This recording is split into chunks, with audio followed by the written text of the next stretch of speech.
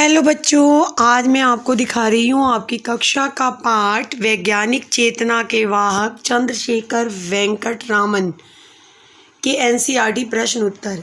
इस पाठ के लेखक हैं धीरंजन मालवीय। सबसे पहले हम देखते हैं very short question answer. Raman भावुक प्रकृति प्रेमी के अलावा और क्या थे? उत्तर है रामन भावुक प्रकृति प्रेमी के अलावा अत्यंत जिज्ञासु वैज्ञानिक थे। दूसरा क्वेश्चन है समुद्र को देखकर रामन के मन में कौन कौन सी जिज्ञासाएं उठी? तो उत्तर है रामन के मन में दो जिज्ञासाएं उठी। समुद्र के पानी का रंग नीला क्यों है और दूसरा कोई और क्यों नहीं? तीसरा क्वेश्चन है रामन के पिता ने उनमें किन विषयों की सशक्त नींव डाली?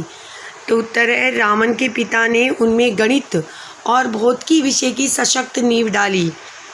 अगला प्रश्न है वाद्य यंत्रों की ध्वनियों के अध्ययन के द्वारा रामन क्या करना चाहते थे?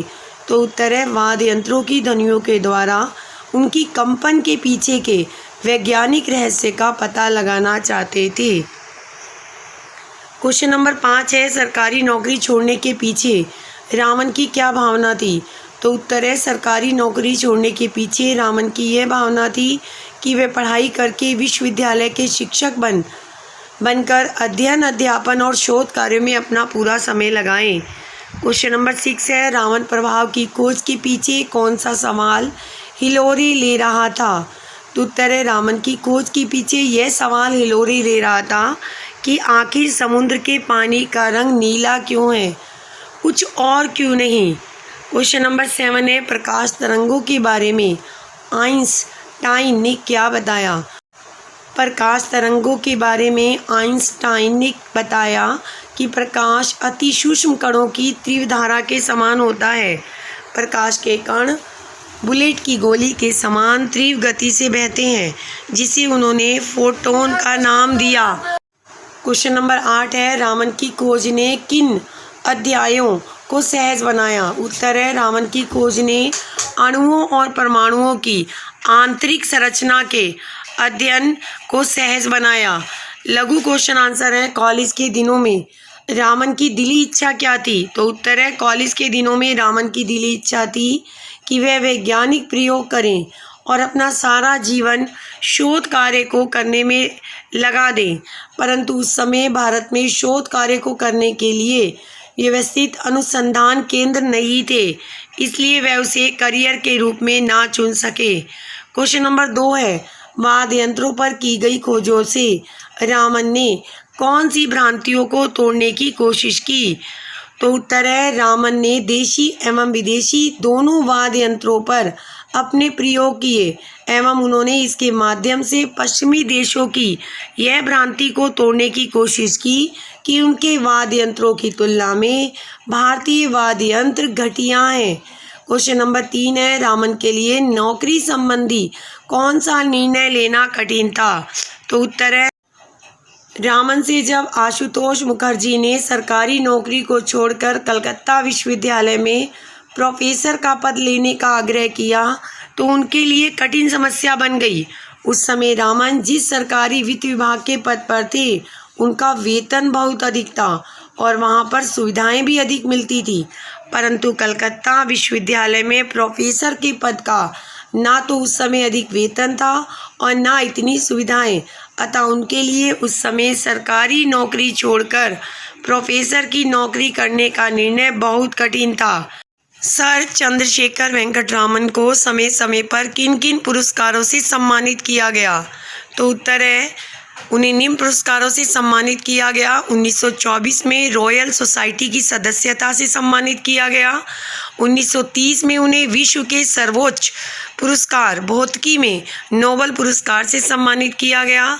रोम का मैथ्यूसी पदक, रॉयल सोसाइटी का ह्यूज पदक, फिलाडेल्फिया इंस्टीट्यूट का फ्रैंकलिन पदक, सोवियत रूस का अंतर्राष्ट्रीय लेनिन पुरस्कार भी उन्हें मिला।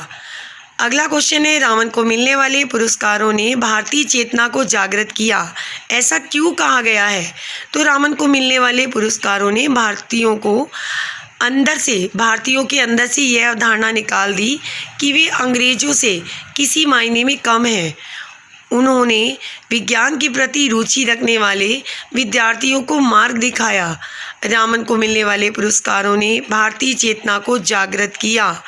दीर्घ क्वेश्चन है, रामन के प्रारंभिक शोध कार्य को आधुनिक हट क्यों कहा गया है? तो उत्तर है, रामन की बचपन से ही रुचि शोध कार्यों में थी। वे शोध कार्य को अपने जीवन का लक्ष्य बनाना चाहते थे, परंतु उस समय बच्चों शोध कार्य को करियर के रूप में नहीं देखा जाता था। इसलिए रामन सरकारी नौकरी से जुड़ गए। नौकरी करते करते उनका रुझान शोध कार्यों के प्रति बना रहा। इसलिए शाम को दफ्तर से लौटकर बहू बाजार जाते और वहाँ Indian association for cultivation of science नामक प्रयोगशाला में काम चलाऊ उपकरणों की सहायता से शोध कार्यों में लगे रहते थे। रामन जानते थे कि उनके इन उपकरणों के प्रयोग से शोध कार्य में सफलता नहीं मिलेगी, फिर भी ये पूरी लगन और मेहनत से शोध कार्य करते रहते। इसलिए रामन के प्रारंभिक शोध कार्य को आधुनिक हट कहा गया है। क्वेश्चन नंबर 2 है, रामन की खोज, रामन प्रभाव क्या है, स्पष्ट कीजिए। तो उत्तर है, रामन ने अनेक ठोस द्रवों और तरल पदार्थों पर प्रकाश की किरण के प्रभाव का अध्ययन किया और उन्होंने पाया कि जब एक वर्णीय प्रकाश की एक किरण किसी तरल ठोस रवेदार पदार्थ से टकराती है तो टकराने के बाद उसके वर्ण में परिवर्तन आता है। अर्थात एक वर्णीय प्रकाश की किरण से छोटे छोटे कण जब ठोस तरल व द्रव पदार्थों से टकराते हैं तो वे अपनी ऊर्जा का कुछ अंश खो देते हैं। वे या तो अपनी ऊर्जा उनको दे देते हैं या उनकी ऊर्जा लेते हैं। इन दोनों ही स्थितियों में प्रकाश के वर्ण में परिवर्तन हो जाता है। प्रकाश की किरणों में सबसे ज़्यादा ऊर्जा बैंगनी रंग की, उसके बाद नीले, आसमानी, हरे, पीले, नारंगी और लाल वर्ण का नंबर आता है। लाल वर्ण में सबसे कम ऊर्जा होती है। एक वर्णीय किरण जिस अनुपात में ऊर्जा खोती या पाती है उसी अनुपात में वर्ण भी परिवर्तित होता है। जैसे 80% ऊर्जा खोती या पाती है तो वर्ण भी 80% ही परिवर्तित होगा। क्वेश्चन नंबर 3 है, रामन की खोज ने विज्ञान के क्षेत्र में कौन कौन से कार्य संभव हो सके? तो उत्तर है, रामन प्रभाव की खोज से विज्ञान के क्षेत्र में एक क्रांति सी आ गई, जिसके कारण पदार्थों के आणविक और परमाणुक संरचना के अध्ययन के लिए रामन की यह तकनीकी एक वर्णीय प्रकाश के वर्ण में परिवर्तन के आधार पर पदार्थों के अणुओं और परमाणुओं की संरचना की सटीक जानकारी देती है। इस जानकारी की वजह से पदार्थ का संश्लेषण प्रयोगशाला में करना तथा उनके उपयोगी पदार्थ का कृत्रिम रूप से निर्माण संभव हो गया है। इतना ही नहीं, रामन की खोज की वजह से पदार्थों के अणुओं और परमाणुओं की आंतरिक संरचना का अध्ययन सहज हो गया। साथ ही यह भी पता चला कि प्रकाश की किरणें तीव्रगामी सूक्ष्म कणों में प्रभाव करती हैं। साथ ही रामन प्रभाव की वजह से हमें आइंस्टाइन के विचारों का प्रत्यक्ष प्रमाण मिला। क्वेश्चन नंबर 4 है, देश में वैज्ञानिक दृष्टि और चेतना प्रदान करने में सर चंद्रशेखर वेंकट रामन के महत्वपूर्ण योगदान पर प्रकाश डालिए। तो उत्तर है, देश को वैज्ञानिक दृष्टि और चेतना प्रदान करने में सर चंद्रशेखर का महत्वपूर्ण योगदान है। भौतिकी में नोबेल मिलने के बाद भी उन्होंने वैज्ञानिक रहस्यों को सुलझाना नहीं छोड़ा। अपना पूरा जीवन विज्ञान पर समर्पित करने के लिए अत्यंत उन्नत प्रयोगशाला और शोध संस्थान की स्थापना की, जो बेंगलोर में है और उसे रामन रिसर्च इंस्टीट्यूट के नाम से जाना जाता है। उन्होंने भौतिक शास्त्र में अनुसंधान को बढ़ावा देने के लिए इंडियन जर्नल ऑफ फिजिक्स नामक शोध पत्रिका प्रारंभ की। साथ ही सैकड़ों शोध छात्रों का मार्गदर्शन भी किया। इतना ही नहीं, उन्होंने विज्ञान के प्रचार प्रसार के लिए करंट साइंस नामक पत्रिका भी चलाई, साथ ही उसका संपादन भी किया। क्वेश्चन नंबर 5 है, सर चंद्रशेखर वेंकट रामन के जीवन से प्राप्त होने वाले संदेश को अपने शब्दों में लिखिए। रामन वैज्ञानिक चेतना और दृष्टि की साक्षात प्रतिमूर्ति थे। उन्होंने हमें हमेशा ही यह संदेश दिया कि हम अपने आसपास घट रही विभिन्न प्राकृतिक घटनाओं की छानबीन एक वैज्ञानिक दृष्टि से करें। उन्होंने हमें यह भी बताया कि हमारे आसपास ना जाने कितनी ही चीज़ें बिखरी पड़ी हैं, जिनके अंदर अनेक वैज्ञानिक रहस्य छिपे हैं। उन्हें तलाश है अपने सुयोग्य पात्र की, जो उनके रहस्य को खोज कर निकाल सके।